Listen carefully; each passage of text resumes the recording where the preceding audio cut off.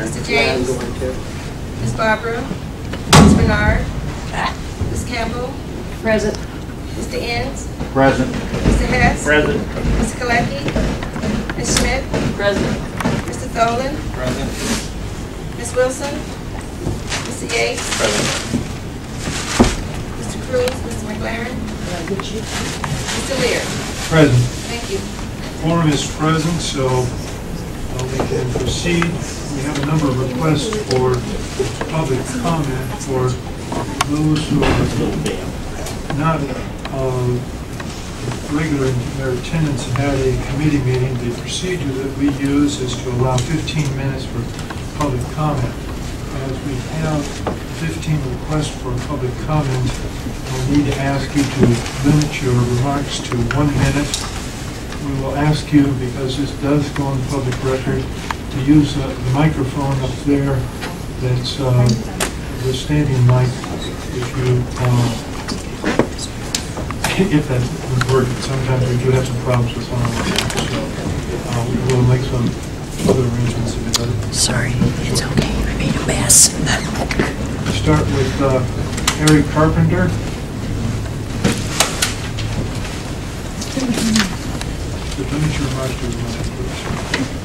Yeah. My name is Harry Carpenter. I'm not sure it's working. Let's see. Yep. Is it working? No. Is it added? I may have to use 16 where Mr. Moon says.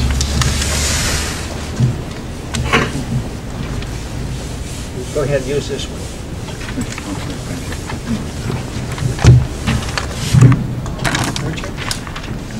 Yeah, my name is Harry Carpenter. My wife and I own New Beginnings, which is a cat shelter and animal shelter. I came today to talk about feral cats. I'll make it really brief. Because I know some others are going to be explaining a little bit more about the feral cats and TNR, so I'm going to do as much of it right now. But what we are doing is on the east side of Momence, which is we're located just a couple miles west of Momence, is that we are practicing a TNR program there. We do have caregivers, and all I can say about feral cats is it was our responsibility to make them that way because we dumped them, we left them, and for like garbage or whatever else. They're animals, true, but they were companions. Many people lost their jobs, and because of that, they didn't know what to do, but they put them out in the streets. And that's what you're seeing. You're seeing a lot of just cats who was just dropped. What they do is they join counties of other cats for survival. And that's what you call your feral cats then. As I said, we are practicing East Momence, providing them food for the caregivers so we can, and TNR means that we trap them, we get them to their vets, get them vet checked, get their shots, get them neutered and spayed, and then we release them back to the caregivers. We tip their ears, letting the animal control know that they've had all this done to them, and they have a caregiver. And that's what I'm doing, so I'm going to make it very short, so thank you anyway. Thank you for making it short. Okay. Patricia Posey.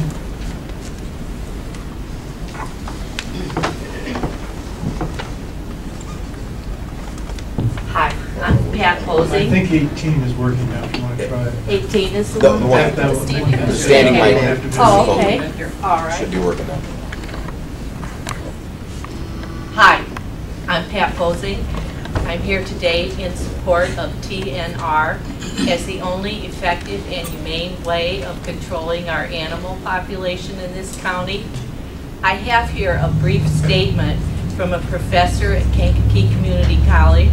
She wasn't able to be here today, but she wanted us to read this. Do I have your approval? You may read ours. TNR lessens the number of kittens and cats flowing into local shelters. This results in lower euthanasia rates and the increased adoption of cats already in the shelters. In San Francisco, after TNR had been widely implemented for 6 years, euthanasia rates for all cats, feral and domestic, declined by 71%. Countless other cities have also experienced substantially lower euthanasia rates. Aside from controlling overpopulation, TNR also helps alleviate the unpleasant behaviors associated with an unmanaged colony, such as spaying and fighting.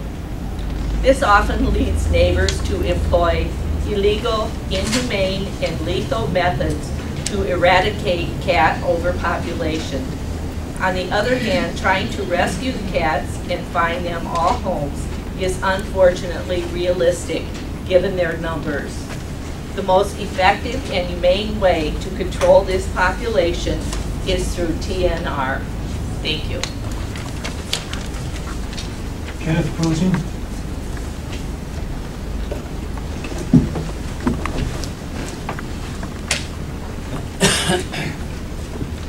Yes, my name is Ken, and I live in Bourbonnais. And I am a volunteer for the New Beginnings. And I see that they have a large amount of cats and dogs and everything up for adoption in numerous numbers. And I think that the present program to solve the population problem is sure not working. So I think we should start the new TNR program to help solve this situation and make sure that there's not a lot of problems out there, and it brings the population down where it should be. Thank you. Karen Llewellyn?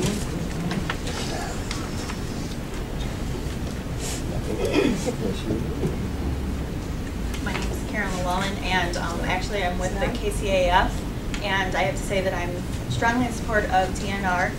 It is a humane, efficient way to cut down on the feral cats, and it'd be nice if Kankakee County could look for a way to go towards a no-kill policy for the animals in the area. I'm afraid that mic is still not working as well as it should. We may have to go back to that of us. Mr. Nichols, you can get it to stay working or not? I need a piece of aluminum foil. I got something going. Duct tape and glass. Everything fits everything. That's what they say. Now, It's on a brick right now. I'm afraid we'll have to use 16. Donna Berkey for it. Is Donna Berkey here? Donna Burke. Burke, I'm sorry. That's okay. Okay, I know a lot of faces here, and I see. You'll need to hold the mic probably. Okay, I see our. Okay, is that it? Yeah. Okay, I see our problem firsthand up front. I could name 30, 40, 50 hot spots where many cats have colonized. I have captured several of them, had them fixed, found homes for them at my cost. I'm going bankrupt. I feed all the cats. I feed as many cats as I can find on the street. I take them in, I get them fixed, I re-release them. I've been doing some research on some of the cats on my route alone. One cat, female, she's on her 3rd litter this year. There are 3 left out of the last 2 litters that she had this year. We find them in the street, hit by cars. I find them on porches, dead. I have to step over these poor little kittens that weren't asked to be born. Kids poking at them. And I've done a lot of research from the Humane Society of the U.S. believes that feral cat overpopulation is a community-generated problem, and that every community has a responsibility to work toward a solution.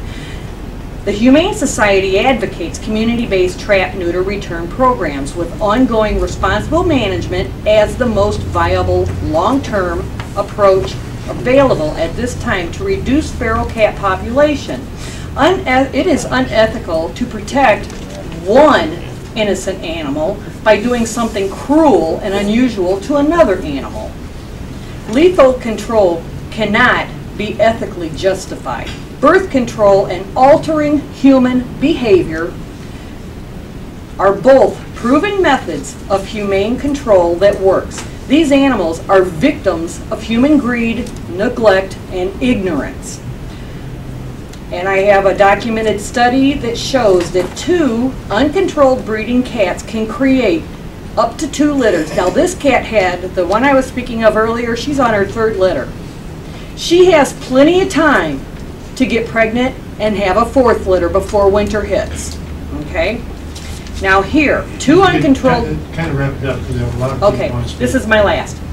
2 uncontrolled breeding cats can create 2 litters a year, which is a survival rate of 2 to 3 kittens per litter. With continued breeding, in 1 year, you can have 12 cats. In 2 years, you can have 6 cats, or 66 cats. In 3 years, you can have 2,201 cats. By the 10th year, you're going to have 80,399,780 cats to figure out what to do with. And it's not the cat's fault, but they also carry infections such as Giardia, Coccidia, ringworm that can be affected by the human population. My son was a victim of Giardia when he was young, and I am still supporting him because of what it has done to him. Something needs to be done. Thank you. Vicki Landis?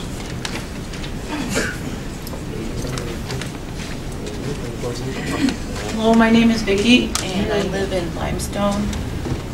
I was very fortunate to have met Ann Bernard. 2 stray females came on my property, and I've had cats all my life. I've always had them neutered at a great expense. I had 2 pregnant females that had kittens, and I didn't know what to do. And I met Ann Bernard, and she took the cats and had them spayed and neutered and gave them their shots. And all those barn cats are still alive. They stay around the property. There's no other cats coming around. The program works, and I'm very proud of all these volunteers who work so hard. And there are cruel people out there who want to kill these cats. I don't know how any human being could be so cruel as to shoot a wild cat or throw stones at it or poison it. Poisoning is one of the worst things, and killing it with a gun or whatever they do. These cats need to be protected, and we can get this problem solved if everybody commits and we pass all these ordinances. Thank you.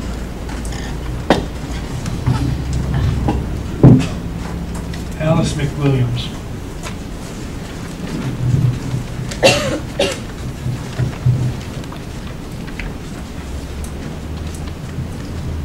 Short and sweet. I've been a taxpayer for 50 years, and I know money is short, but we have a lot of waste in the government, so I'd like to see this program go through. Thank you.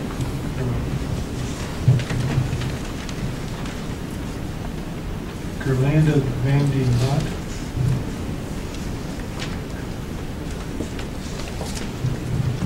I'm short too. I'm here to support TNR. Sarah Abraham.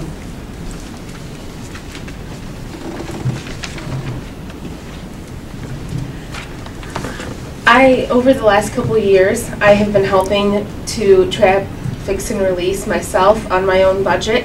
It is, like she said, bank breaking. But here today I am representing Karen Hemza, and I have a letter of hers to read. My name is Karen Hemza, owner and operator of Sunrise Farm in St. Anne. I regret that I cannot be at the meeting to talk on behalf of the many barn cats that need help. I operate a 40-horse facility and have the opportunity to help house, rehabilitate, and foster many cats, dogs, and horses. The last few years, it has come to my attention that many local farms and areas have a cat overcrowding problem.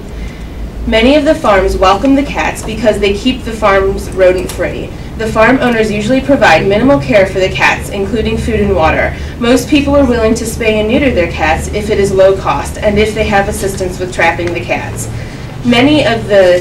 Most of the cats on these farms are feral and not used to being handled. When cats are not spayed and neutered, they do a lot of fighting, which causes injuries and spreads many diseases. The kittens are often killed by tomcats. Kittens are born with lungworm, heartworms, and upper respiratory infections. The mother cats usually cannot hunt enough to feed a litter of kittens. The last few years, I have assisted over 10 places with their cat colonies. I removed the kittens and found them homes. I trapped the adult cats and took them in for spaying or neutering. Usually, the farms keep the adult cats for mousing. I have relocated some adult cats. Some feral cats are able to become tame with some work. Relocating feral cats is difficult because not too many people will take them, and they are very spooky and tend to run away. I have helped hundreds of cats get spayed or neutered and plan on helping as much as I can in the future. These farms started with 30 to 40 adult cats and now have 15 to 20 healthy spayed or neutered cats, as well as a stabilized population. I urge you to pass an ordinance recognizing feral cats and trap, neuter, release, as it is the only cost-effective and humane method of stabilizing and reducing the large number of feral cats. Thank you, Karen Hamza. Thank you. This is Dunbar. Point of order, can we have those letters that are being read out loud entered into the record? Should they get, I think they need to They're in the record because they've been read. Did you want also copies though for the secretary? If people want to submit copies to the secretary, we can keep a copy of them, yes. Morning, I'm Good Elizabeth Dunbar. I'm here to support a feral cat ordinance that supports trap, neuter, and release. Nationally, it's a more cost-effective way. The national average for trapping and for sterilization, is $50. The average cost of euthanasia is $105, and I think it would be a cost-effective, humane way to treat our cat population in Kankakee County.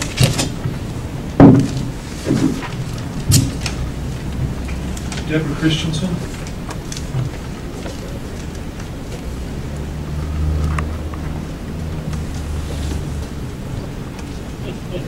Hello, I've been a resident of Manteno for the past 19 years. I'm a CPA and I'm well versed in animal issues because Manteno years ago had a big stray cat population. And we do have a wonderful animal control officer who is genuinely concerned about animals. I strongly support trap, neuter, release. Healthy but gradually diminishing cat colonies will result by trap, neuter, release. It will result in the immediate reduction and complaints about behaviors of unsterilized cats. And that includes their spraying, their fighting, their roaming, and their breeding. Trap, neuter, release is proven to have substantial budgetary savings. Resources previously spent responding to complaints and trapping, sheltering, and euthanizing cats will be relocated to more aggressive adoption programs. Positive public relations and support for the community at large will be the result of trap, neuter, release.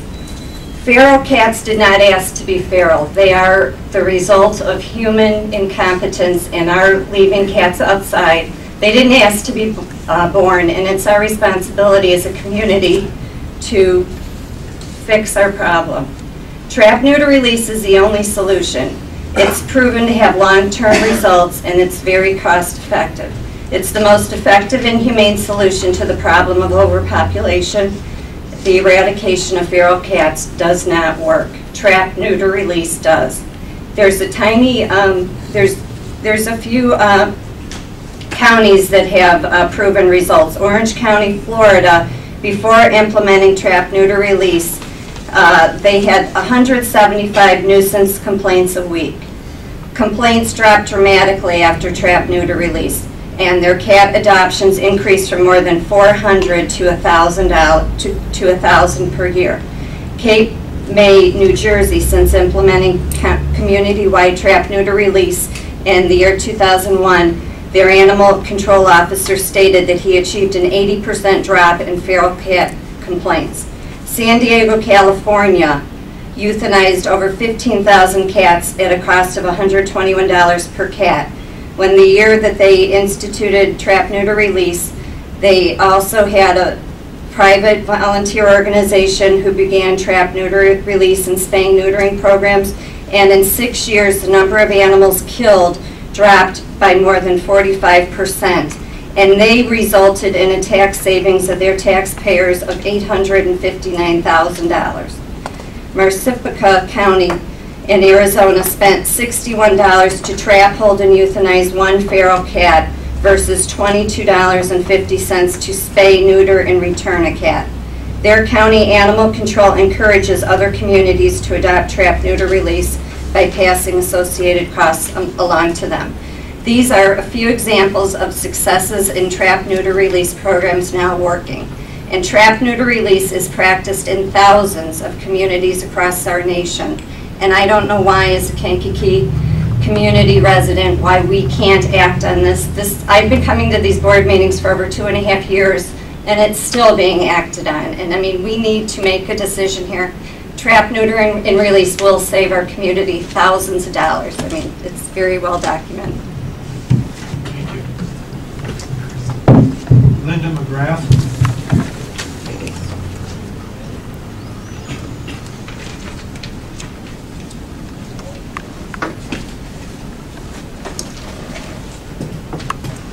Hello, I'm Linda. I'm a voter in the Kankakee County. I just am a volunteer with the animal organizations, and I'm looking forward to animal control getting on board with us and helping us to face this problem head on. Colette Walker.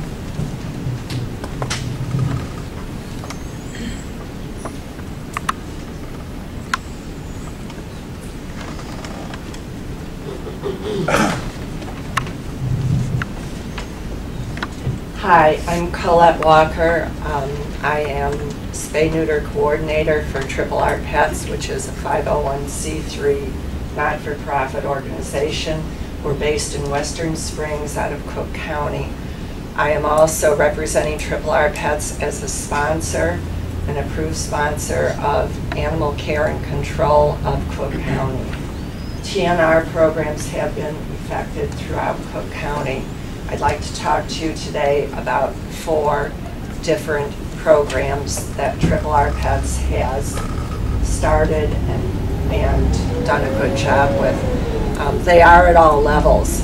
Possibly you might be most interested in the first level. This year we signed a contract with the Village of LaGrange. We have a TNR program running there.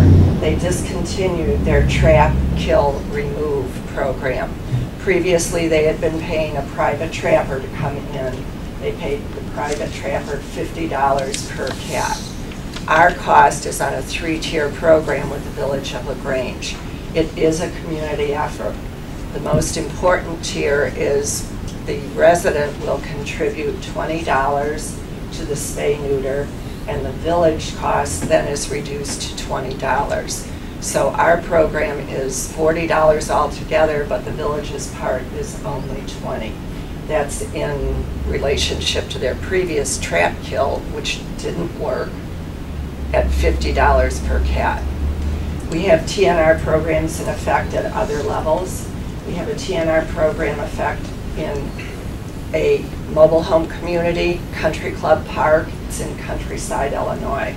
It has 310 units in it, give or take, at any one time.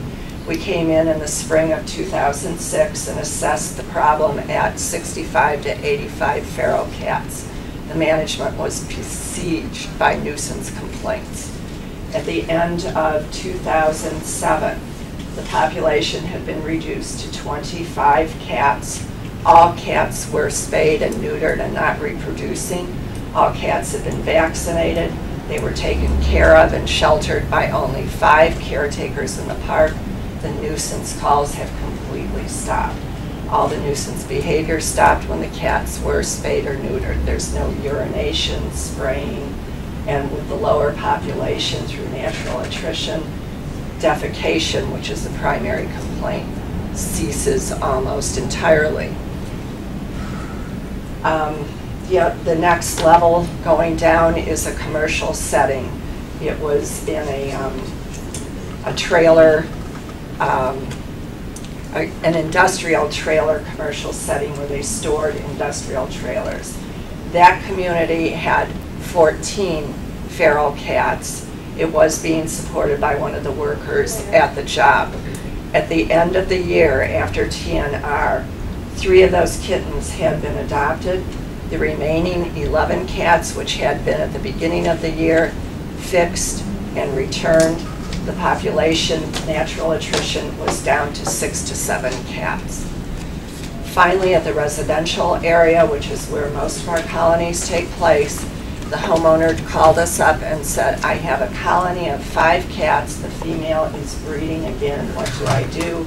We came out, we did trap, neuter, return, fixed all the cats. No more kittens, and the colony is now reduced to 3 cats through natural attrition. In all cases, at all levels, the cost radically declined as long as there is full community development. I would encourage you to institute the same program here. Involve the community at all levels. Volunteer groups such as ours and Triple R Pets is solely volunteer. We receive no money except for private donations. Animal control is essential. Without the cooperation of animal control, TNR won't be a success. Local government, we need you to advertise on emails and your newsletters. If we don't have that, the population won't know about us. And finally, and most important, the residents. And I think all of the residents here are in support of TNR. Thank you. J.P. Pence.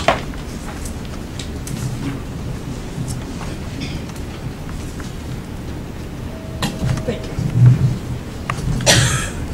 Hi, I live at Burgess Trailer Park, one of the hotbeds that one of the previous speakers probably maybe has encountered. And one of the things I say to my neighbors is, we have all sorts of people out there. We have some people who like the cats and and try to take care of them. We have some people that dislike the cats and do cruel things, as one of the other speakers mentioned. What I tell both kinds of people is, TNR is a win-win situation for them, because those who dislike the feral cats, this is one way to control the population so there won't be so many of them. And to the people who love the cats, little explanation is needed, because they know this is a much more humane way to control the population than other ways I have seen. I'd like to mention that I've listened to the previous speakers, and I certainly agree with all the previous speakers, and I admire all of their efforts. I'll close by saying this. I imagine the board members, each and every board member has their own way of making a decision. But you have previously heard about the economic benefits of the TNR program, which have been proven time after time. And secondly, I'd like to quote or paraphrase a quote that I sort of live by. One of the best measures of the character and humanity of a nation's people is the way they treat their animals. I believe it is our moral responsibility, in addition to gaining the economic benefits, to pass this kind of ordinance. Thank you. We have one final speaker, one final request. Mary Posey.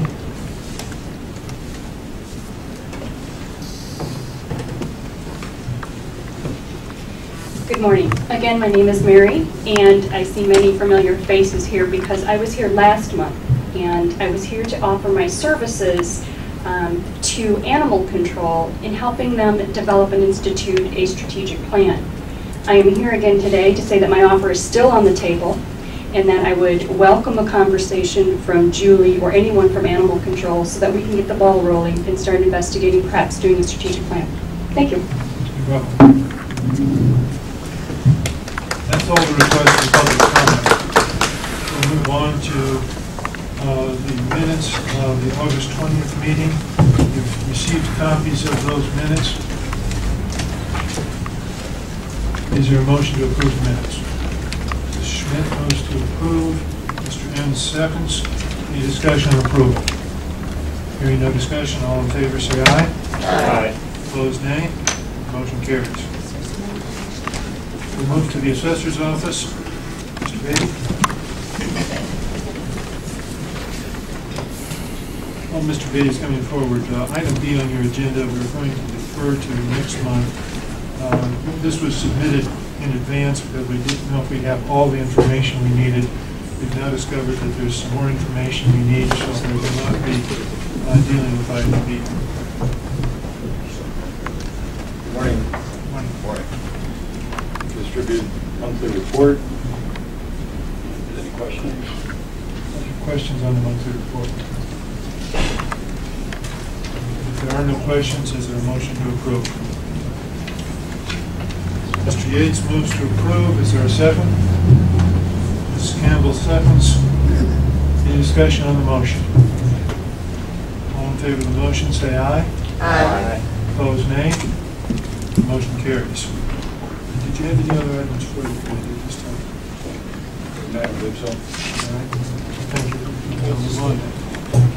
Go to the county clerk, Mr. Clark.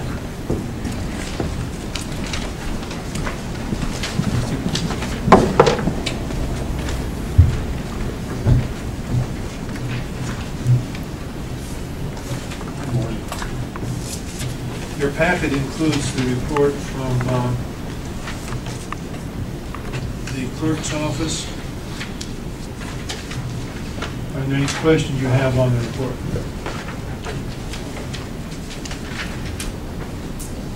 Hearing no questions, is there a motion to approve the report? Mr. Schmidt moves to approve the report. Is there a second? Mr. Tolan seconds. Any discussion on the motion to approve the report? Hearing no discussion, all in favor say aye. Aye. Opposed, nay. Motion carries. Did you have some other things? Just a point of information for communication purposes. I have for the November election invited members from other countries to observe our elections in Kankakee County. I don't know at this time whether or not that offer will be acted upon, but just as a point of information, I have extended that invitation. Okay, you probably know by the October. Right. You can give us more details now. Yeah. Are there any questions about that? Mr. Yates. Thank you, Mr. Chairman. Just a general question in reference to the judge classes coming up. I haven't seen a list of it. I understand there's a list out. Yes. Of dates. Uh-huh. Okay, I just want to get a copy of that. Sure, that's available in our office. Thanks, sir. Any other questions? If not, thank you, Mr. Clerk. We'll move on. GIS, Mr. Dirks.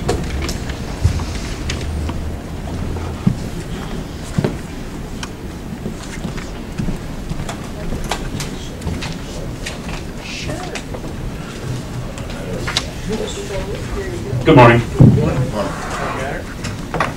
Just some informational items for you this month. Firstly, this is the month in which I would have normally brought you my department's quarterly revenue report. However, because of the way the calendar fell this month, I did not receive my regular monthly financial report from the finance department until after the agenda went out for this meeting, so I will be bringing you that report next month. Another issue that I'd like to keep you apprised on is recording fee discussions. The GIS committee would like to consider Maximus's recommendations for another month, so I do not have any recommendation for you from the GIS committee yet. I'm hoping to have that next month. And lastly, not really much progress to report on some of the longer-term projects we've been looking at.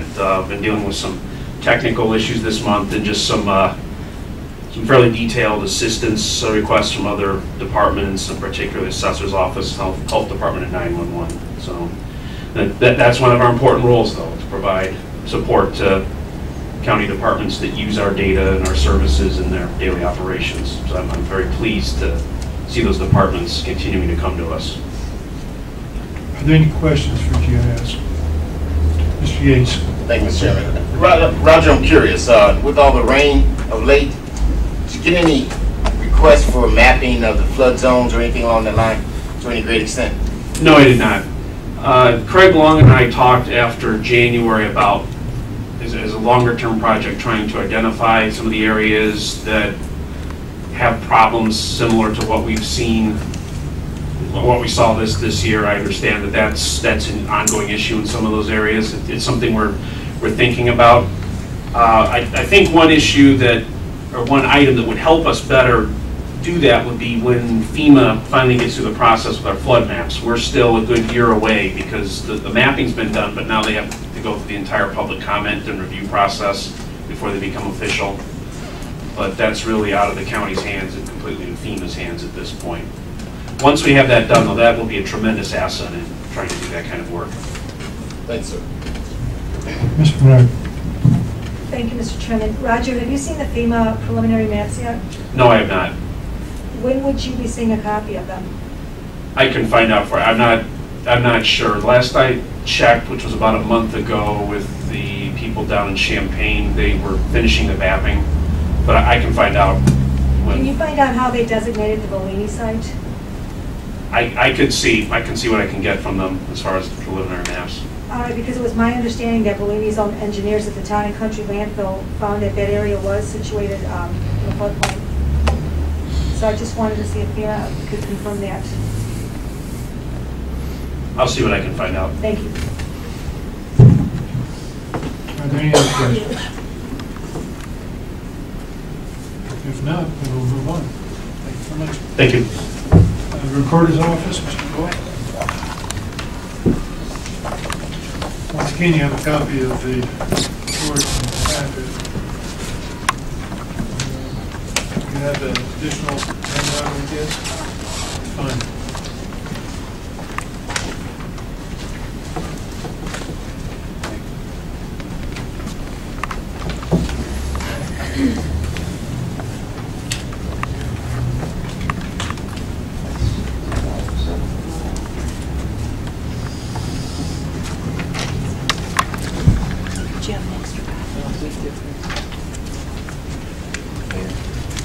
Thank you very much.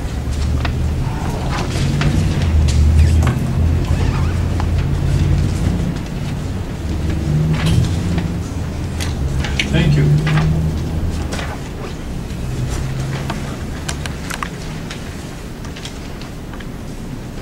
Did you want to share this?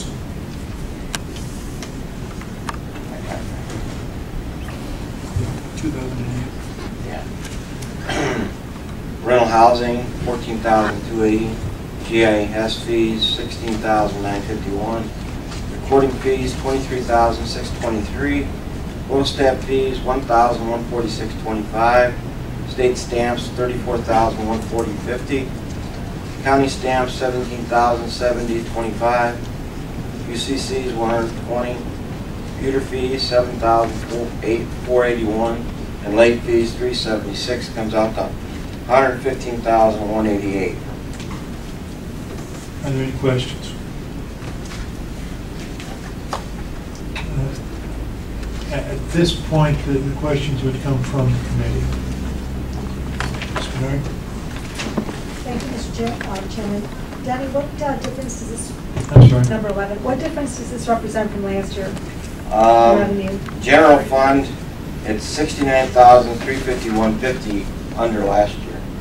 So almost $70,000. When a home is foreclosed, does the bank also pay a fee, recording fee? Oh, yeah. The bank could do it, okay.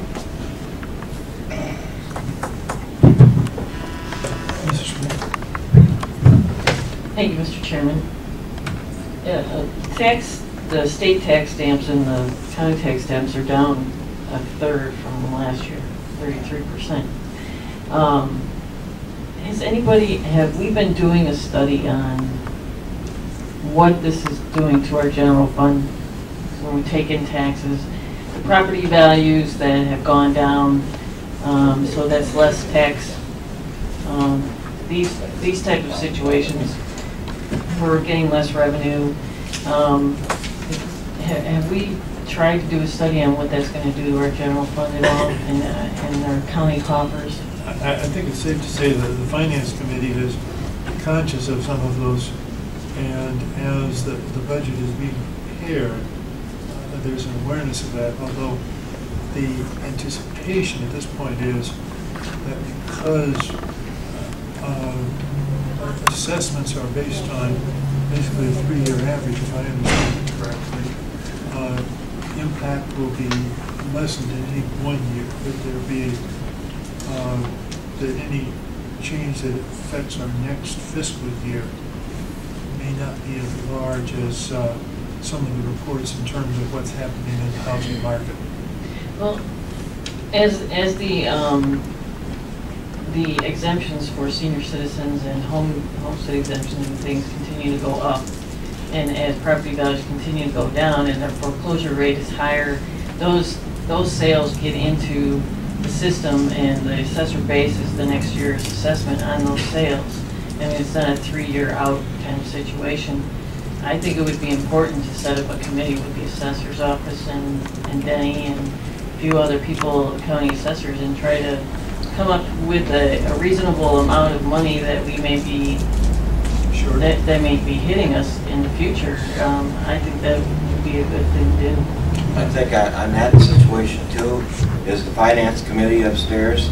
I know my budget is cut again $8,000, so so I figure he knows what's going on as far as money coming in and everything else. The possibility of setting something up is certainly something that could be looked into. Yeah. I don't see anything wrong with having as much information as possible. So we could look into seeing if that would be something that we need to do. Are there other questions? Is there a motion to approve the report? Ms. Campbell moves to approve. Mr. Bernard seconds. Is there any discussion on the motion? Hearing no discussion on the motion, all in favor say aye. Aye. Opposed, nay.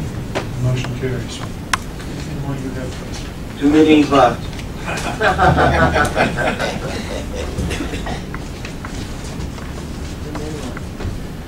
Then I'm going to retire. You'll love it. All right, we move on. Next item.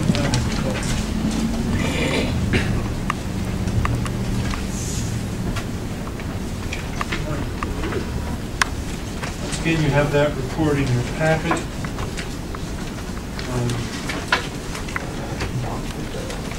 What details would you bring before the committee today? The report is holding generally about the same numbers as they vary from month to month. They go up, they go down. The number of bites are about the same. Bites reports are about the same for the month. They're up considerably for the year. You'll see that 17 specimens were sent to the lab, and a majority of those are bats. So we're still testing a lot of bats, as the state has requested. Any bats that are in the homes that are caught need to be tested. There have been positive bats found pretty much all around Kankakee County. You may have heard reports from Will County and Iroquois County and Grundy County. To this, as of today, we still have no positive bats reported in Kankakee County. Do I think that they're not out there? No, I'm sure they are. We just haven't picked up any that are positive, and I'm glad for that. But I do want to encourage everybody, to be cautious with the bats. And if somebody asks a question of you, if there's a bat in the home, if you know for sure you've seen it fly in the window and you see it fly out, you know there's no exposure, that's fine. If you wake up in the night or the bat's in the house and you don't know how long it's been there, it's in your living quarters, then it's best to call and get the bat removed and so that it can be sent in. If somebody says, I have a bat and I smacked it with something and I think it's dead, I just threw it away. We don't want that. We want the bat. We want to send it in so that we can be sure. I swear there's an increase of bat population because I see them all over the place. Why don't we trap, neuter, and release them? Because they're, but no, is there an increase of bat population? They're just, the bats do seem to be abundant this year. The wildlife officer that we work with said the same thing. They just really seem to be abundant this year. Whether they're reproducing more, whether they're just more in the public, in our homes, and but it is a concern. They are one of the top 3 carriers of rabies in our area. Skunks and raccoons are the other. So we don't want to take it lightly. We want to make sure that we're testing when and where we can. Is there any way to keep that population down, or do we want to do that? I mean, is it, well, if they're, I mean, they have some good purpose too, and from what I understand, if you have a colony of bats and you test one bat out of that colony, and it's positive, the state or the Department of Natural Resources is not saying to go in and exterminate all of the other bats. Oftentimes, other bats in the colony, that may have been the only positive one. And that seems rather odd. You would think that that if one was positive, maybe majority of the colony is positive, but in studies that they've done, that's not the case. And a lot of times when they eradicate bats out of an area, they just kind of, they don't exterminate them, they just kind of move them to the next place. Yeah, let's catch them all and go release them out in the country. Well, they're just going to fly back to their home base. Because they're protected.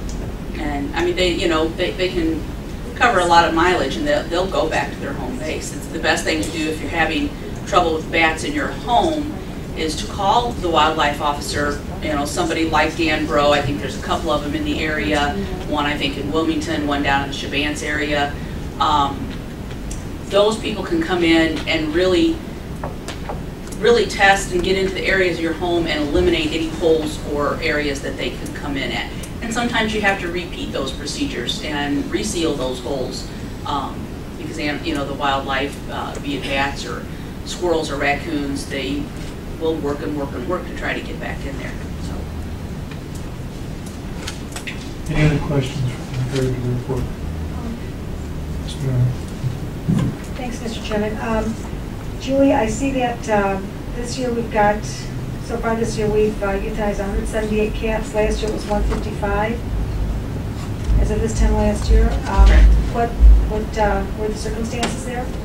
Each individual circumstance I can't list individually. There's a gamut of reasons that animals are euthanized at the shelter. Oftentimes people are bringing them in requesting that. There are animals that come in that are not suitable to put back out into the public to adopt out. There are animals that come in that are sick and beyond our ability to provide medical attention, or they get sick in the shelter because of the inability to quarantine that many animals. You get a sick one, you try to quarantine 1 or 2, but it's very hard to quarantine 10 or 15.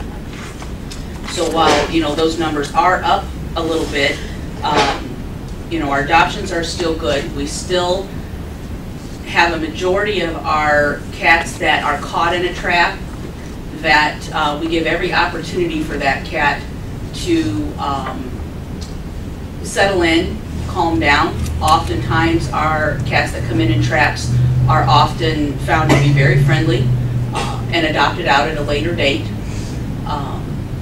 Generally, the trapped cats that we're seeing coming in, people are calling, if they're out in the rural area, in the country, and they said, we've got a couple stray cats that came along and now they're reproducing, they want them removed.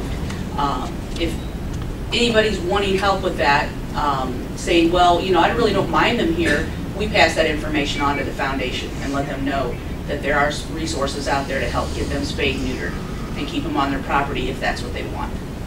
So, thank you, but if a cat comes in the trap and it's not sociable at all, what do you do, or socialized? What do you do with that cat? If the cat comes in as a trapped cat and it is absolutely not sociable, would take the opportunity to hurt one of the staff members, let alone public, then we are going to hold the cat for the time that the ordinance and state allows, and then euthanize the cat.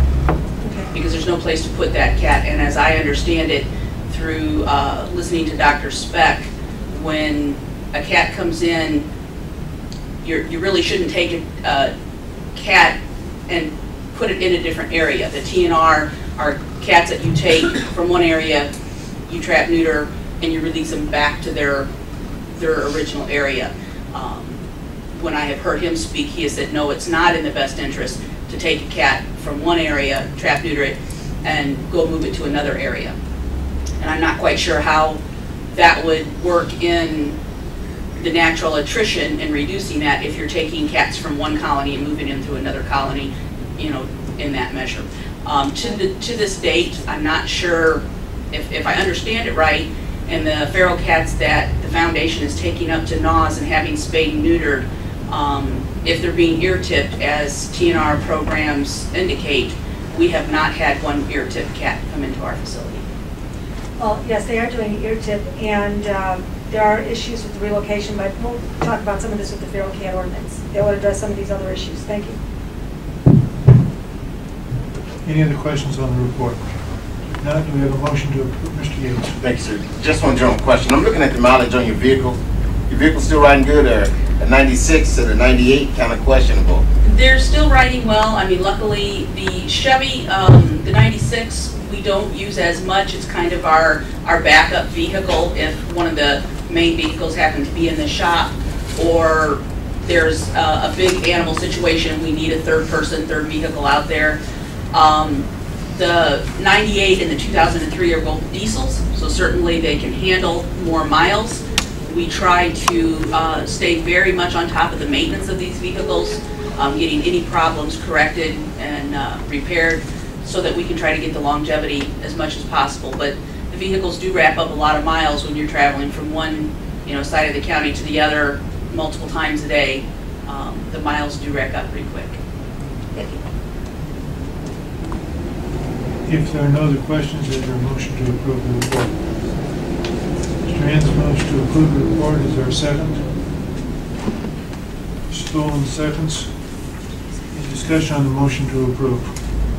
Hearing no discussion, all in favor say aye. Aye. Opposed, nay. Motion carries.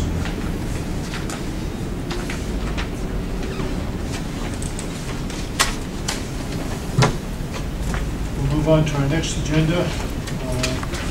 Feral cat ordinance, trap, neuter, and release.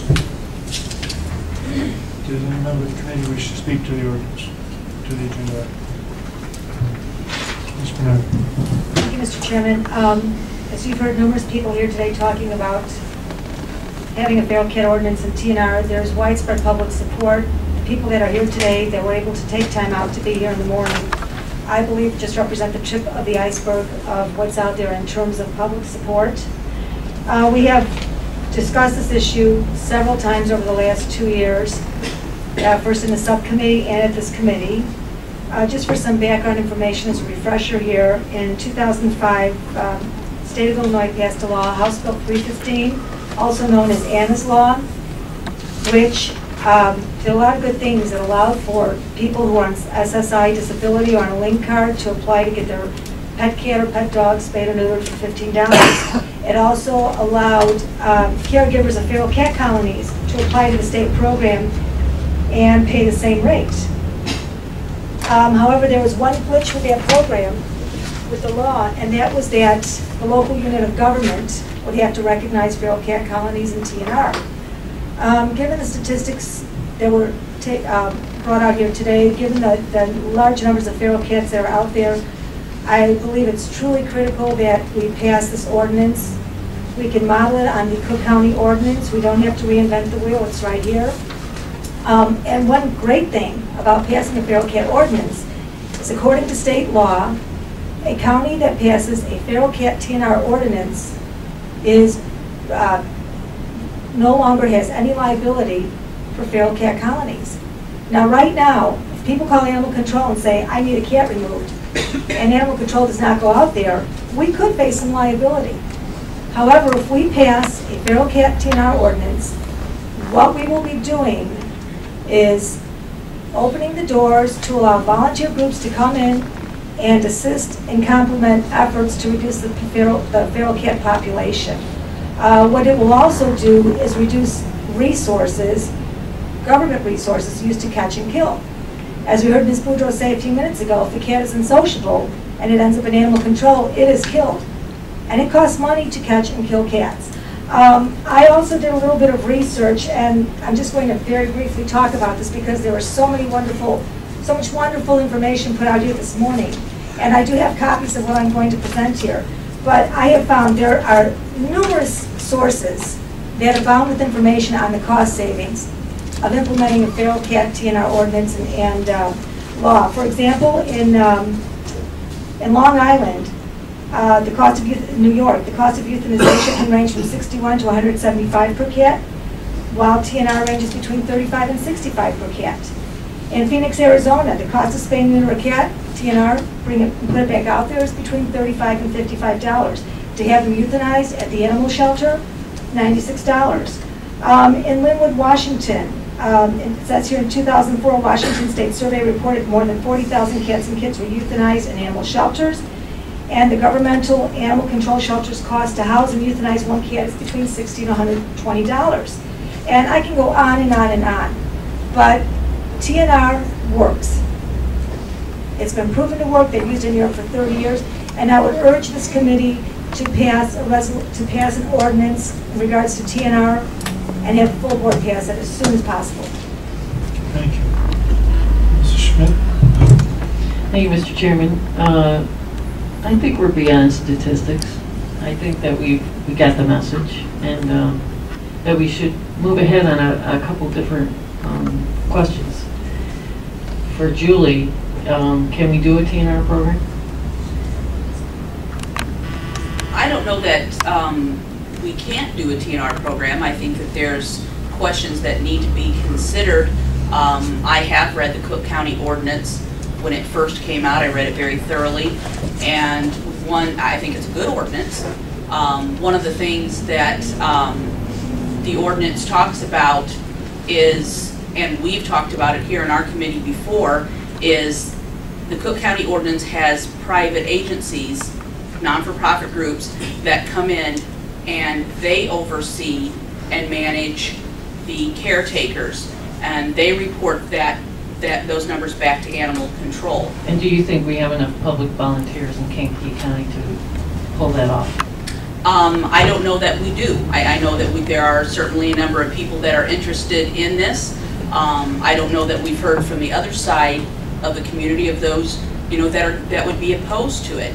I know when we had the lady come from Spay and Stay, I believe, from Lake County, she gave a very good presentation, and we said at that time that a group needs to step forward to oversee this, not animal control. Not that animal control wouldn't cooperate with that group, but there needs to be a private group step up. The foundation seems to be very much in favor of this. I don't know if that group has the resources, is in the position to be at the helm of something like this, but I think at that time that was kind of where we stopped. When an organization could come forward and maybe present a program that the committee could look at, then maybe we would have something to look at. We'd be able to have a more informed decision on, can this be done? Who's going to oversee a lot of this? How many people are there available to be involved? How many areas of the county want this? I know there are huge problems in the trailer parks. Back when TNR first was brought up, I talked to all the managers, and the managers very well may have changed. They seem to change quite readily in the trailer parks. There was only one trailer park that told me that they wanted TNR in their trailer park, that they wanted the cats there, and that was Birch's.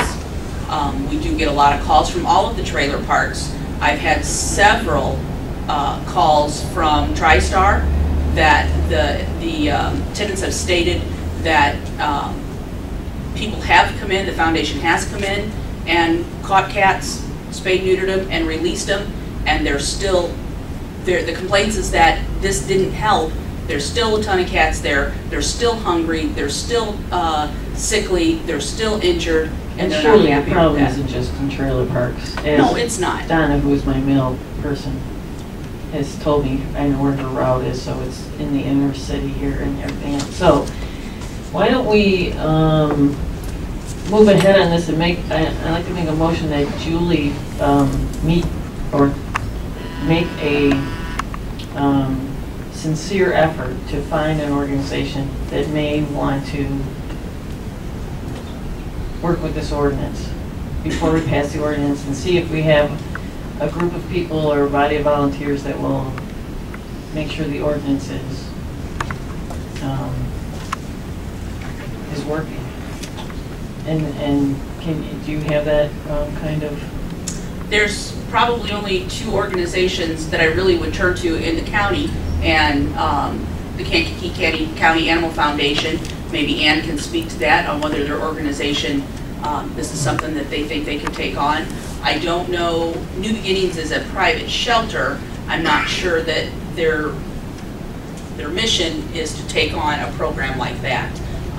But I could certainly ask, we can put that question out there and see what organizations may come forward. I heard you starting making motions. I'm going to have to ask for a second and see if there's a second to your motion. Okay. Do everybody understand the motion? No, could I speak to that? Make a second first. All right, I'll make a second to advance discussion. All right. If I may, I just wanted to clarify this because I think we're starting to go off on a detour here. Number one, what this ordinance would do, it says, I'm going to read right from the ordinance, it says feral cat colonies shall be permitted. And it talks about they shall be permitted. It does not state you have to have organizations in place for this law to pass. And I appreciate Karen's sentiment. I think you're very sympathetic to it. I can pick that up. But I think we need to move ahead with the ordinance at this time, because what the ordinance simply does is it allows feral cat colonies to be permitted. It does not state you must have organization A, organization B, organization C in place before this can go on. It's the beauty of this ordinance with Cook County is that it's simple. It says let's allow the colonies, and it spells out specifically what the sponsors have to do. It's all spelled out. And one other thing I needed to bring up, I'm kind of concerned about adding any more work onto Julie's plate, because I did receive an email when I had made an inquiry to Julie. I had 9 or 10 specific questions about feral cats and how they're processed in animal control. And Chairman Lear was kind enough to send me an email saying that animal control is short-staffed and very heavily burdened right now. So I had to reduce my 10 questions down to about 2 or 3. And we still have to move ahead with the strategic plan. So Karen, if you don't mind, I would ask if you wouldn't mind withdrawing the motion. So that, I have a question.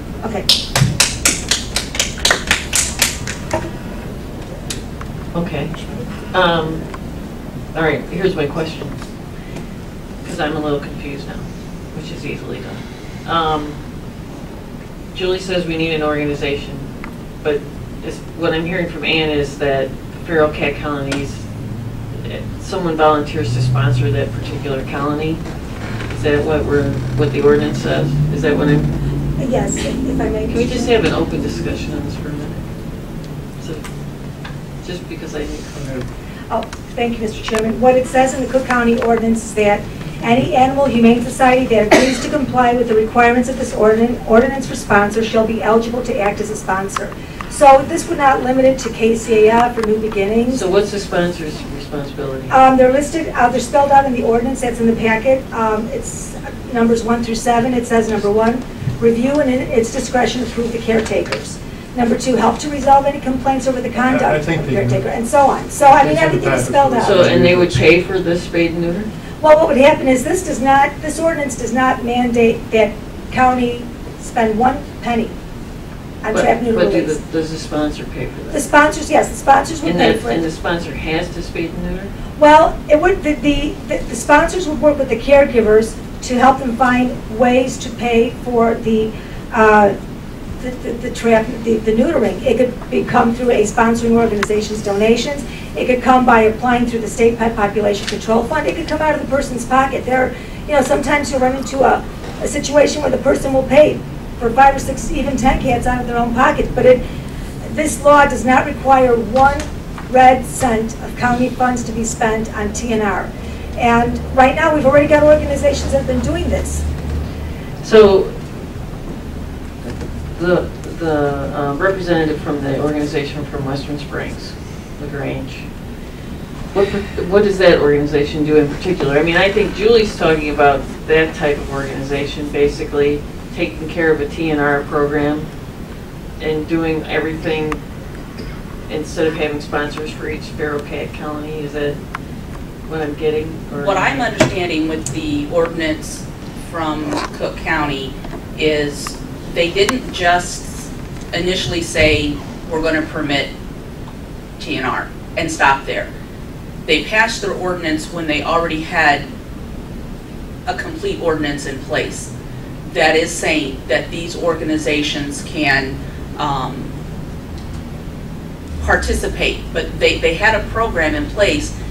I think if we just simply make the statement that we're going to permit TNR without having any checks and balances in place, I think things could get a little out of hand, and there's no way of knowing who a true caretaker is, responsible caretaker over somebody that could be more of a collector or a hoarder, who they have it in their heart they want to do the right thing, but are they capable of doing that? And I think these organizations that oversee these caretakers help that.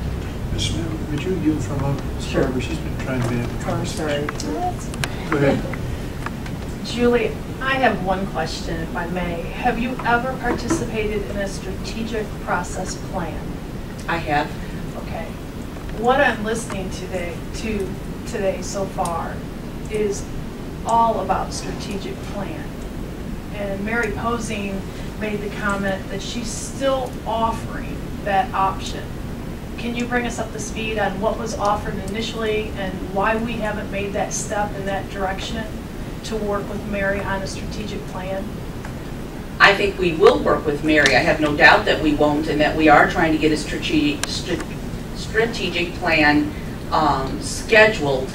There was a facilitator that we've been trying to get to host this, and the last email that I had from him, he said, please be patient. He was starting right back at the U of I as a professor there. He said, I'm very busy.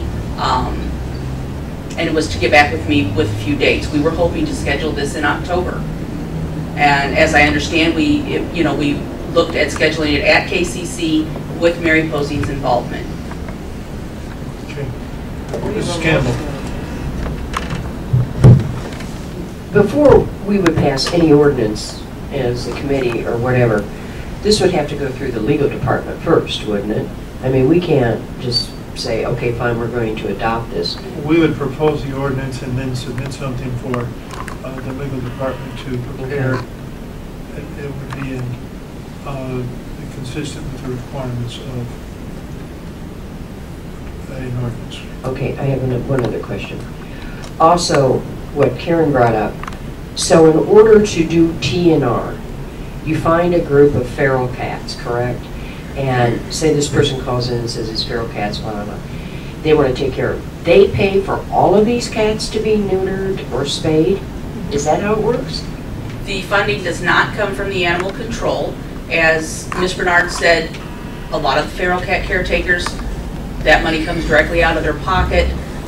They may get help from an organization, from a nonprofit, or an organization such as the Foundation or New Beginnings. The state has allowed for state funding, for those that can participate in the feral cat. And it's not that I'm 100% against this, and I've never said that I'm 100% against it. I just have concerns and want to make sure that it's in place properly and there's good checks and balances, so it's done right. Well then, does that mean if we pass an ordinance and there's feral cats, we have to take care of them? No. Not counting. Then what is the point of an ordinance? There are still going to be feral cats that people want removed.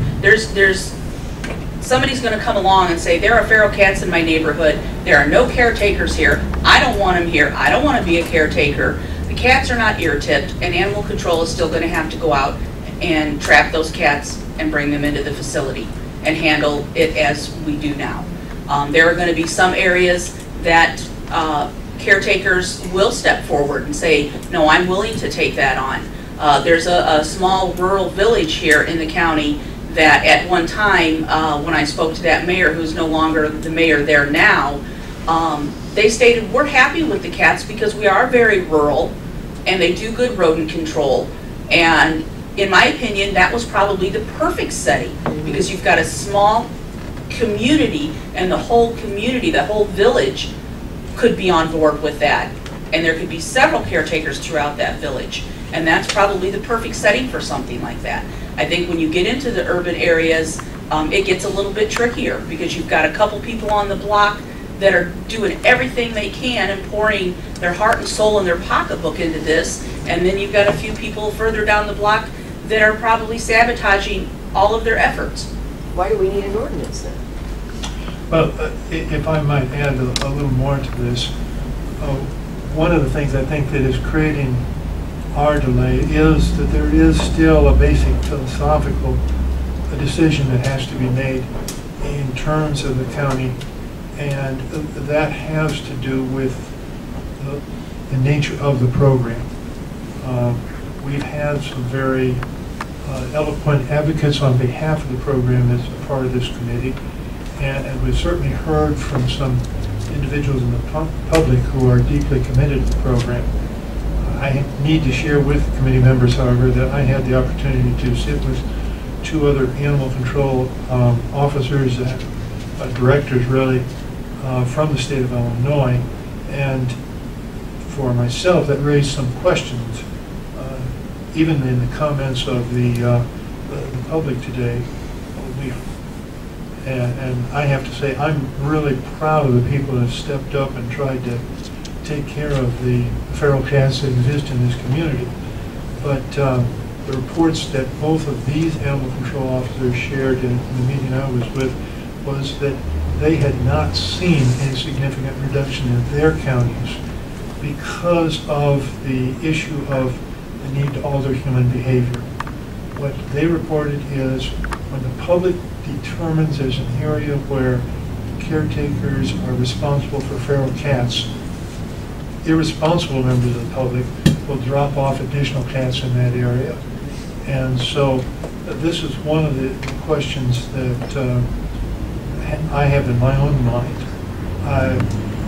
The question of how the cats behave after they've been neutered is one that I'm still not clear of in my own mind. I know I've had comments made to me that as a county we should be conscious of whether neighbors would be supportive of the feral cats in their neighborhood, or whether we'd still end up getting, whether animal control would still end up getting complaints from neutered feral cats. So there's a number of reasons to continue to try to make a conclusion here. And I don't know if we've got enough information to clearly know if this program's going to mean irresponsible pet owners won't be dumping in areas where there are feral cats. I don't know the cost-effective issue. It may be true if you're making a comparison between the cost of neutering a feral cat and the cost of euthanizing a feral cat, but that still raises the issue of what is going to happen and how disappointed are the volunteers going to be when they discover that indeed the feral cat population is not reduced. Now, we've got conflicting evidence. Clearly, the committee has been presented with evidence of reductions of feral cats. I would share with you 2 animal control officers two animal control directors who report no reduction in what they've seen in feral cats. And so the committee is left with a very difficult choice in terms of which evidence do they find most credible. Mr. Schmidt. Thank you, Mr. Chairman. Well, I'm going to withdraw my motion. And you withdraw your second? Yes, I do. All right. Okay, and then just to make a comment on your comment, if you can find a group of volunteers that are willing to try, I think they should be allowed that opportunity. Whether it works or not is totally up to them. I mean, they may have lousy volunteers in those other communities, or they may have a lousy program. Surely the woman that's here today to testify says that her program works. So you really need to, I think it all depends on the people who are working on it, but I support some kind of effort, and that maybe we should put a committee together to decide how we want to go about dealing with an ad hoc committee to just deal with the feral cat. Is there an issue? I mean, is this an issue? Or are we just, I mean, it sounds like it's an issue with all these people that are here today. I mean, and they're citizens of this county and they're taxpayers and they feel there's an issue, and there's probably plenty more people that feel there's an issue too. So shouldn't we try to deal with it in some way? Whether it be Julie's way or Ann's way or whoever's way. Can we put something together to where we talk about it and at least come up a possible solution to the problem? Mr. Chairman? Thank you. First, I need to address a lot of the information that was put out here.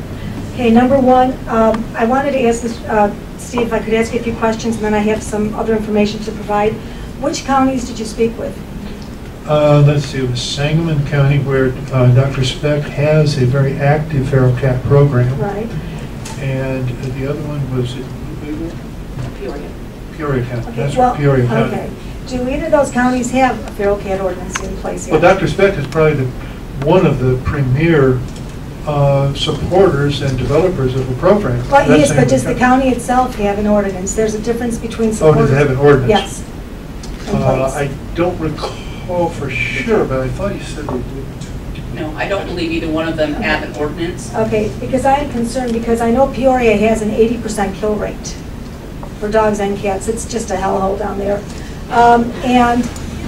No, seriously. I mean, it's wasteful to be killing 80% of, the number of living creatures that come in. Number two, it's saying that Dr. Speck is awesome, but if the county does not have an ordinance enacted, we're talking apples and oranges here. And Steve, while I appreciate what you're sharing with us, there's a huge difference in the sampling of 2 animal control officers versus the numerous, dozens, hundreds of different sources out there that have documented the effectiveness of this, number one. So that's something I wanted to address. Number two, the concerns about, well, we don't know if you're going to have hoarders taking cats in. One thing that's very clear about the Cook County ordinance that is in your packet under section 1097, it has numerous safeguards for both the sponsors and the caregivers. So you don't end up having sponsoring groups, people, groups sponsoring hoarders. They've got all the responsibility so clearly spelled out. Nothing is perfect in this world, but this document's pretty well close to it. This is an excellent law, so I just wanted to bring that up. So that is taken care of. Number three, as far as legal review, a copy of this ordinance was given to State's Attorney Jamie Boyd back in March or April. And he said it didn't apply to us because it's about Cook County. And given there are some state laws that pertain to Cook County and not to smaller counties. But when Anna's law was passed in 2005, the stipulations of it were consistent across the board for every county in the state. We don't need to reinvent the wheel here. And number five, as far as forming a committee, we had the ad hoc animal control committee. We discussed this ad nauseum. We had people come down. So I think at this point, let's cut to the chase. Let's stop postponing. Let's get this ordinance passed. There are numerous safeguards in this. And the other thing is, this doesn't say you have to have groups in place before you do it, but the fact is you've got New Beginnings doing TNR, you've got KCAI. Other organizations may come down. I know that RRR has come down before too to help do some TNR. And the ordinance will be a component to getting the community involved. I know you're saying there is community behavior that you have to change. Well, you get a TNR ordinance enacted, you start getting more word about it out there, and you start spreading the word, and it'll help change community behavior and attitudes, just like we had to change the attitudes against drunken driving and cigarette smoking. It's going to take some time. It's not going to work miracles overnight, but it does work. And at this point, I mean, there's so much documentation out there that shows it works. We've got an ordinance here that we can model. It's been in the hands of the state's attorney for close to 6 months. I'm going to make a motion that we pass an ordinance recognizing feral cats in TNR, and that it be brought to the full board in October, and that is my motion. A second. There's a motion and a second on the floor.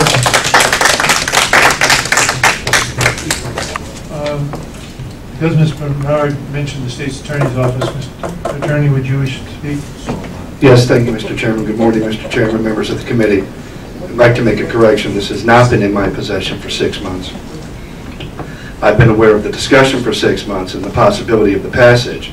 However, Ms. Bernard provided this to me after the last county board meeting.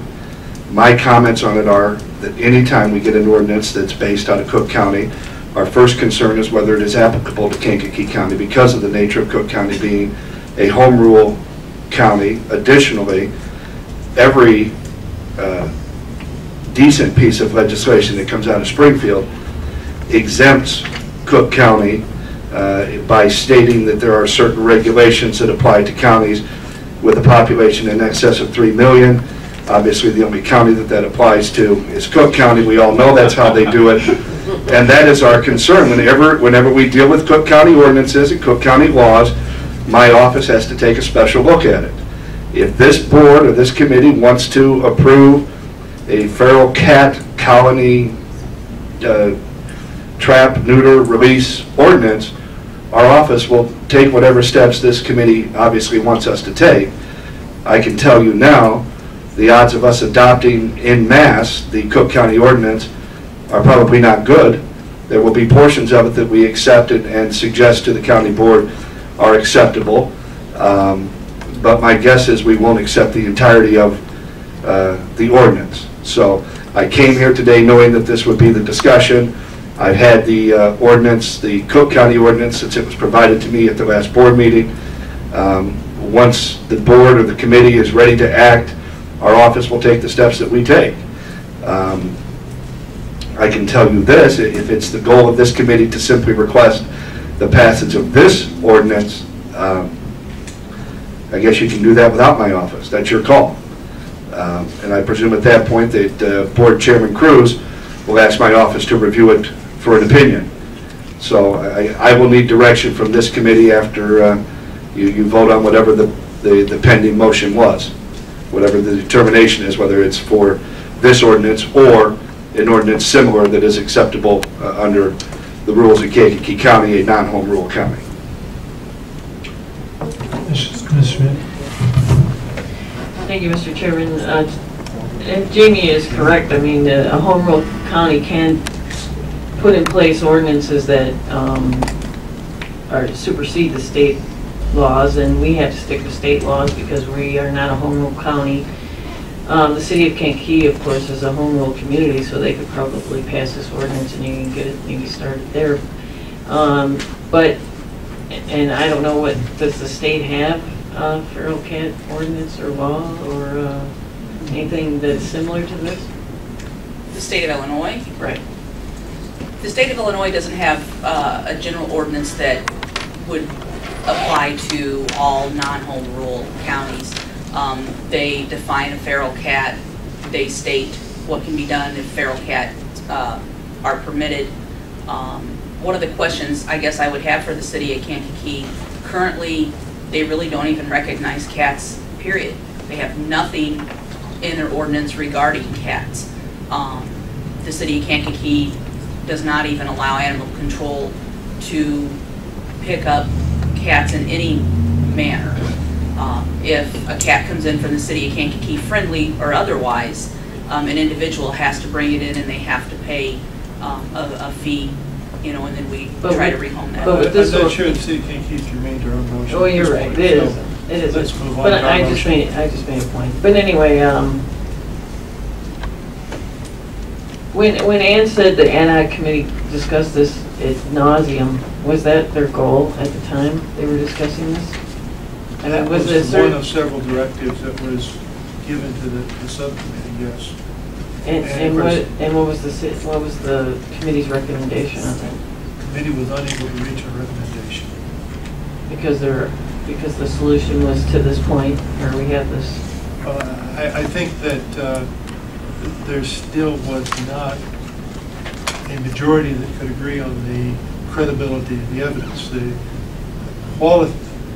quantitative number of examples you can give do not necessarily relate to quality. And while I appreciate Ms. Bernard's bringing forward all of the information she has, I admit to being a little bit skeptical of a newspaper report that may not, or an internet report that may be limited in its detail. I am more inclined to believe that talking directly to animal control directors who have experience in the field is more useful to me. but I know that that's not necessarily the sentiment of all members of the committee. I'm concerned that putting this kind of a program in place will in fact create a backlash to county officials if the volunteers start to determine that they have in fact been misled in terms of the effectiveness of the program. If the program's not effective, and if I understand it, those volunteers that are going to be participating are going to have to be making a significant time commitment, and in some cases a financial commitment. Many of them are already making part of that. But isn't that their choice? I mean, you're not going to promise them anything, are you? I mean, if they're volunteers, as long as they know we're not promising them anything, then it makes it much better for me. But I assume that the public thinks that when elected officials enact an ordinance, they expect a particular kind of result that is a positive result, and at this point I'm not convinced that there would be a positive result. well, first of all, this is an ordinance we have to figure out if we can enact any kind of ordinance. So that's, I'm sure Jamie will find that out. Okay. But I think if there are people willing to volunteer, and I'm sure they are adult enough to understand that this may not work as well as they want it to, then we should let them at least have the opportunity to try. That's a reasonable position, Mr. Mayor. I represent District 8 in Manteno. In Manteno right now, the population is anywhere between 8 and 10,000 people. Ms. Christensen, who was here and spoke today, has been in Manteno 19 years. I guarantee you, if you took a survey in Manteno and asked who the person was that would be willing to help them in terms of animal control, feral cat, any issue at all, that it would be Ms. Christensen. So, I go back to the volunteers, and I think it's really important that we move forward and we just let go and grow. Let this grow. We keep hitting it around and trying to strategically plan in these meetings when Mary Posing from KCC has offered twice now to offer that to animal control and all who care to be involved to develop it. So that's, you know, we're talking 8 to 10,000 people. I guarantee you, if you took a survey, went door to door, everyone knows the people that are truly involved.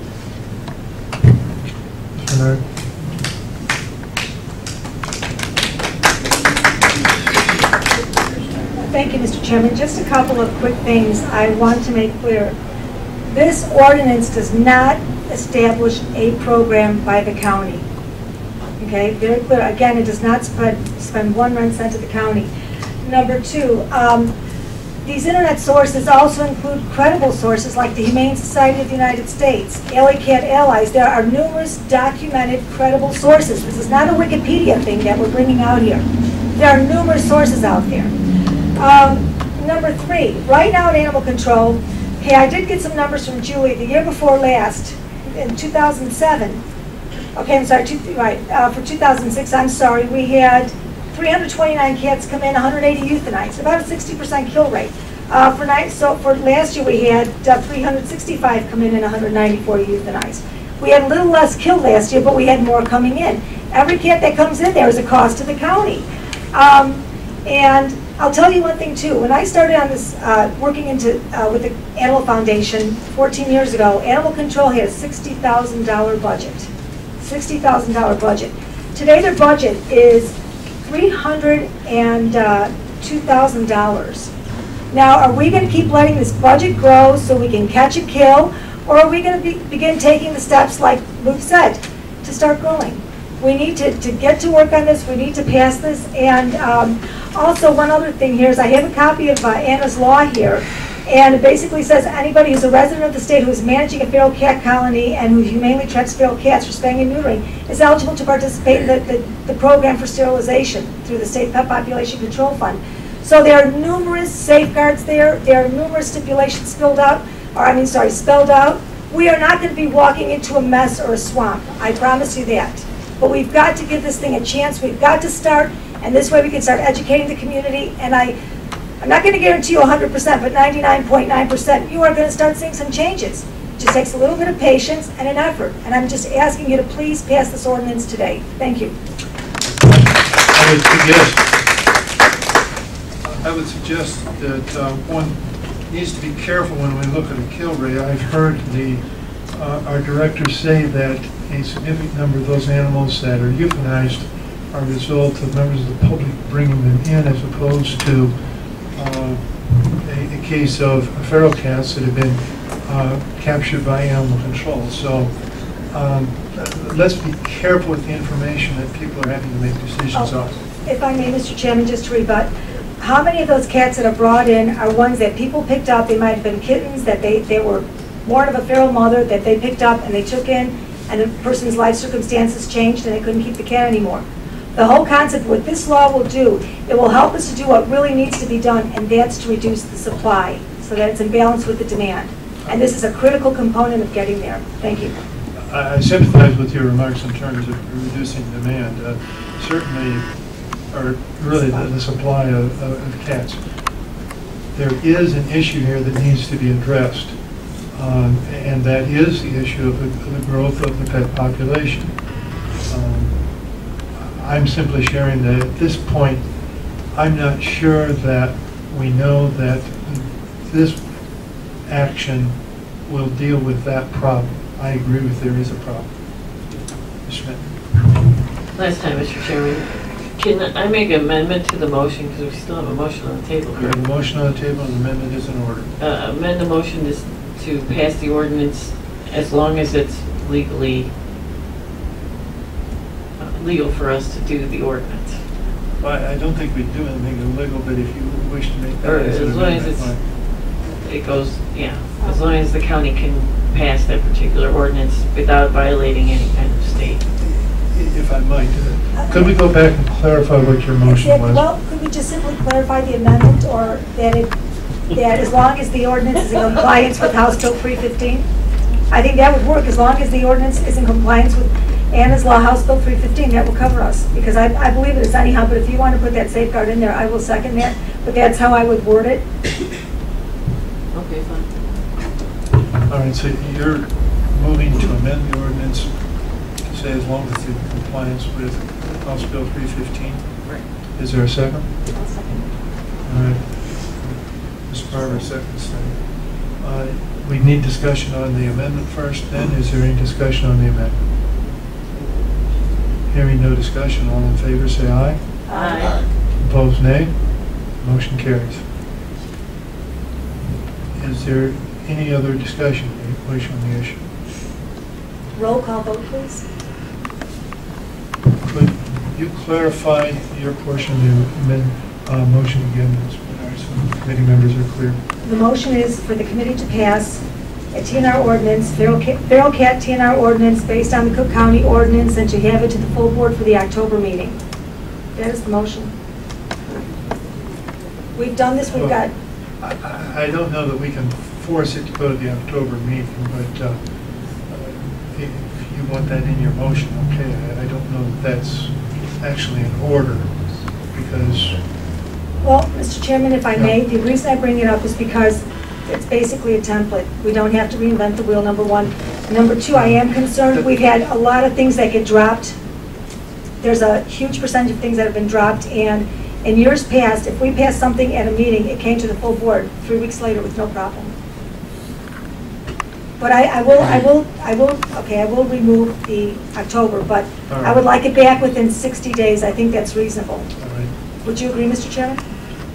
If you want to put that in the motion, I would accept that as in order.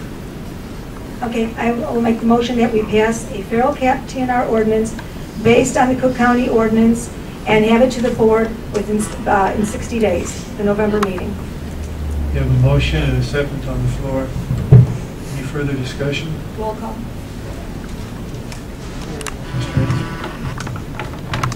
Yeah, I was wondering, just to ask the state's attorney, is that a reasonable time for you to review this? I don't know that I'm being asked to review it right now. I'm going to get clarification after you vote. I don't know what I'm being asked to do at this point. When I know, I'll be able to tell you.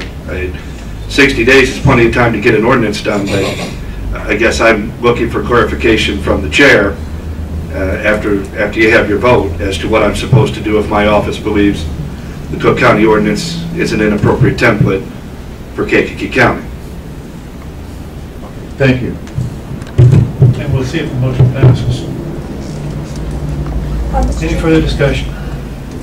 I don't believe in years past we actually had it stipulated it goes to the state's attorney, but if you want that in there as a safeguard, I don't have a problem amending it to add that in there.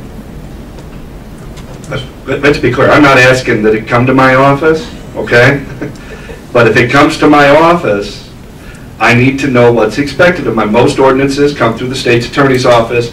If an ordinance is drafted by a committee or a department, courtesy is that it goes to our office for review so that we can ensure that nothing inappropriate is in the ordinance. Generally, that is done by the planning department and other departments who do their own ordinances with regard to variances and whatnot. In a situation such as this, all I'm looking for is guidance, which is you want an ordinance based upon the Cook County ordinance. I understand that. My concern is if I go through the Cook County ordinance with my civil staff, have my civil staff review it, and we make a determination that 10% of the ordinance is inappropriate, is that based on the Cook County ordinance? If we get to 60%, is that still based on the Cook County ordinance? I'm going to need guidance from the chair once this passes, and I'm not looking to slow this up. We will get it done. That's what we do. However, I don't want this committee upset with me, and more importantly with my staff, if after they've reviewed this, the determination of my office is, we're not going to use this ordinance, this is what we suggest based on what we've seen, or we're not going to make a suggestion because it's not our job to draft a blank ordinance out of whole cloth without some further guidance. So as long as the committee is aware that that's a possibility, that's fine. The other possibility is we're going to get this, we're going to look at it, we're going to say, you know what, we can do the whole thing, it's not a big deal, here you go. I haven't prejudged the ordinance, I've read it. That's all I've done, and I don't mean read it as an attorney, simply read it through to get a general idea of what's going on. There's been some representations made with regard to liability and other issues that I don't necessarily agree with, so we may give you a brief on the ordinance when we get it, so that you're aware of what you're getting involved in. I don't think we're creating any liability for the county by passing it. However, we may give you some additional information, which is generally what we do when we draft an ordinance based on someone else's writings, and that will come, of course, to the chair first, as opposed to directly to the committee. Mrs. Schmidt? I'm going to, Ed, you're still going to make that amendment? Actually, if I may, thank you, Mr. Chairman. What I can do is withdraw my motion and just make a motion that the county enact a feral cat TNR ordinance and have it to the board within 60 days. And that way, it's not limiting it or restricting it to Cook County. But this way, the state's attorney has a template to go with. And just one other quick thing here. I want to read you directly from the law, ILCS 510 ILCS 535. No, about liability, because Jamie had a concern about it. Mr. Chairman? Yes. It's right here, about the liability. Mr. Chairman? Yes. If I may, and I apologize, and I'm sure you'll get the opportunity to read it, but just because we are sort of stacking motions here, I want to make sure you had asked for a roll call vote, at which point the roll call should have been taken. The chair allowed some additional discussion, which was probably out of order at this point. I think the chair needs to make a determination. Where are we in the process of the motion? Has it been withdrawn? Are we making a second? Once, if it's withdrawn and the chair accepts the withdrawal of the motion, then Ms. Bernard would have the floor to continue with what I think is going to be a substitute motion that she's already suggested. I just want to make sure, procedurally wise, that we're doing it the right way, so we don't get caught up in somebody who's in the audience may think we passed something we didn't intend. You passed something you didn't intend to pass. Thank you. Sorry to interrupt, Dan. Thank you. I heard a call for withdrawing the motion. I did not hear whether the second agreed to that. Let me check. What does it do to the amendment that we already passed? The amendment would also be withdrawn at that point. Mr. Gates, you were the second. Do you agree to the withdrawal of I the will original withdraw, motion? yes. All right, then the chair would rule that there are no motions on the floor and would recognize Ms. Bernard. Thank you so much, Mr. Chairman. First of all, before I make another motion, just wanted to, it's right here from 510 ILCS 535, new section 35 liability. It states right here in state law, any municipality or political subdivision allowing feral cat colonies and trap, sterilize, and return programs to help control cat overpopulation shall be immune from criminal liability and shall not be civilly liable, except for willful and wanton misconduct, for damages that may result from a feral cat. It's right here in black and white in the state laws. It's a win-win. But anyhow, I am now going to make a motion again that this committee passes a feral cat TNR ordinance, or that the county passes a feral cat TNR ordinance, and it be returned to the board in 60 days. And I'll second that. And Mr. Yates is seconding that. Is there further discussion on the motion? Like a roll call? There's been a request for a roll call. I see no indication of anyone wishing to do further discussion, so we'll have a roll call, please. Ms. Barbara? Aye. Ms. Campbell? Could you come back to me? Ms. Bernard? Aye. Mr. Hands? Aye. Mr. Hess? Aye. Mr. Tholen? Present. Ms. Schmidt? Aye. Mr. Yates? Aye. Ms. Campbell? Aye. Ms. Laird? Nay. Thank you. The motion carries.